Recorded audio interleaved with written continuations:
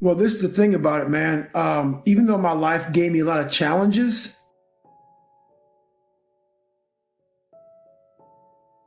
that didn't. So people say, oh, well, how can I become hard if my dad didn't beat me? If I didn't stutter, if I wasn't called names, if I wasn't bullied, if I didn't endure all the things you endured. Yeah, all those things can make you a hard mother. It can make you very soft. I made a choice, and those things didn't make me hard. I had to find strength within them. Where I became hard was the discipline the self-discipline. Key word is self. Discipline is great. Self-discipline makes you a master of yourself because no one is helping you. That's where you really start to callous your mind. You callous your mind not through enduring a hard childhood or a hard life. It's enduring the things that make you uncomfortable, which is we all have this list in our head of the things that we want to stay very clear of. Some of us are afraid of heights.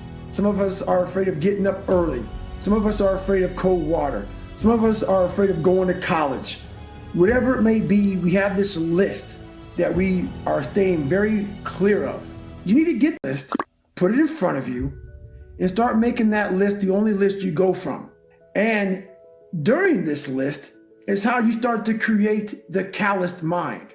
You're never going to be able to callous your mind by going to this magical list in the golden tool shed that makes you feel all comfortable and fuzzy inside. There's no callous there. Like, I did 4,030 pull-ups in 17 hours to break the Guinness Book of World Records for most pull-ups. In that time period, I did 67,000 pull-ups in 9 months. 67,000 pull-ups in 9 months. What happens to your hands is they become calloused. Calluses protect your hands against that hard, nasty, gritty ass bar that you're gonna touch thousands and thousands of times. You have to do that to your mind. Your mind has to touch hardship. It has to be uncomfortable. It has to be put in a situation where it's forced to grow. If you're never forcing your mind to grow, there's no calluses. Calluses will never start to grow. So it starts there. You know what? That's just kind of the way that life works sometimes. It's Murphy's Law. When things go wrong, they always seem to happen at once, and they just compound on top of each other. And it's pretty easy sometimes to feel beaten when you're faced with all those issues and all those problems, and they all hit you at the same time. But let me tell you, that doesn't mean give up. In fact, it means the opposite. It means it's time for you to fight harder, to dig in. It means it's time for you to go on the warpath. And that starts with one of the fundamental laws of combat leadership: prioritize and execute. What's the biggest problem? What's causing the most stress? Family? Okay. Sit them down. Explain where you are at. Be blunt. Be upfront.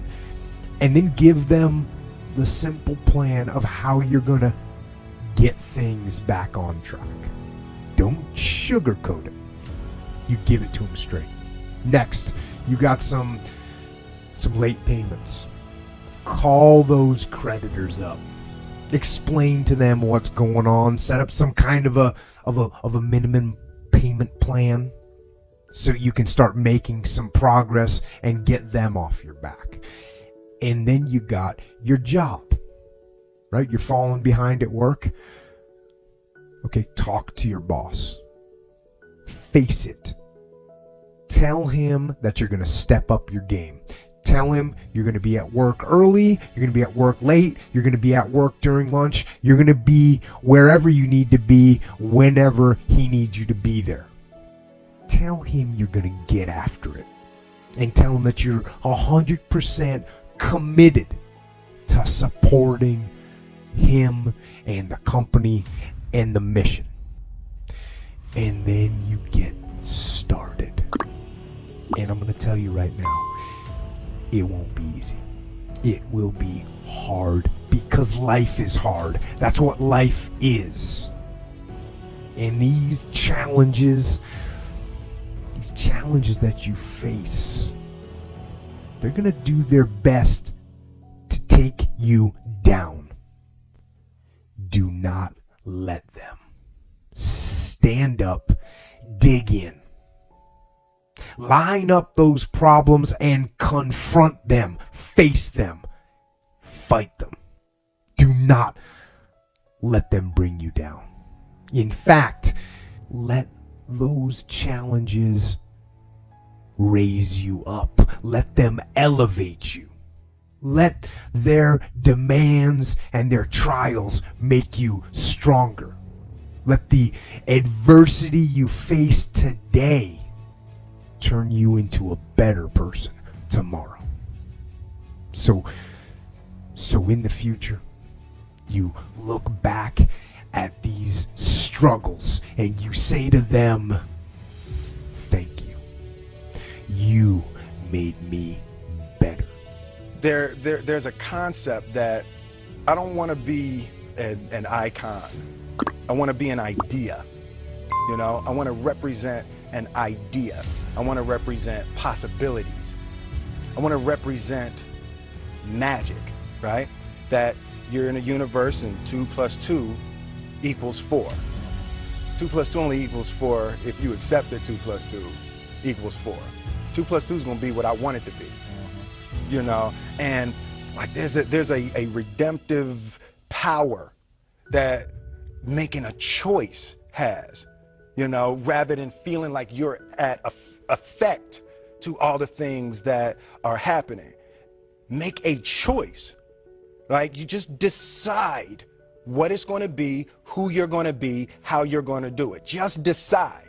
And then from that point, the universe is going to get out your way. It's like it's water. It wants to move and go around stuff, you know. So for me, I want to represent possibilities. I want to represent the idea that you really can make what you want. One of my favorite books is The Alchemist, Paulo Coelho, and I just believe that. I believe that I can create whatever I want to create. If I can put my head on it right, study it, learn the patterns, and you know, it's hard to put into words. It's real metaphysical, esoteric nonsense.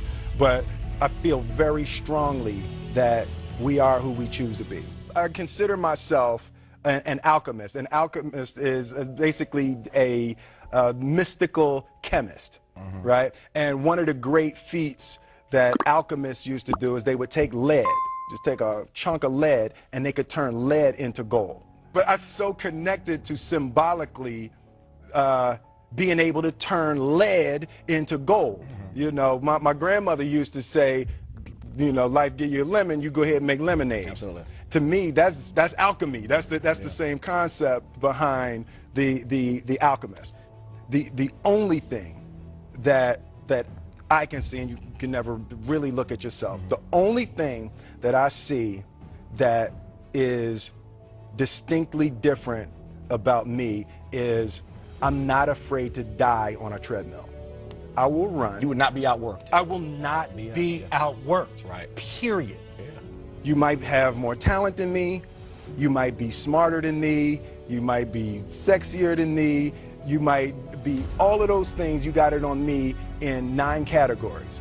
But if we get on the treadmill together, right, there's 2 things. You're getting off first, or I'm going to die. It's really that simple, right? So let's go back to the question about what if people block me out. It's going to be 2 options. I'm going to get back in, or I'm going to be dead. Right? It's like you're not going to outwork me. It's such a simple, basic concept. It's the guy who is willing to hustle the most is going to be the guy that just gets that loose ball. You know, he got 2. He go, ooh, God, he hustled, he grabbed that one. That was going to be out of bounds, but he saved it back in. It's like the commodity that I see the majority of people who aren't getting the places they want or aren't achieving the things that they want in this business is strictly based on hustle. It's strictly based on being outworked. It's strictly based on missing crucial opportunities. I say all the time, if you stay ready, you ain't got to get ready.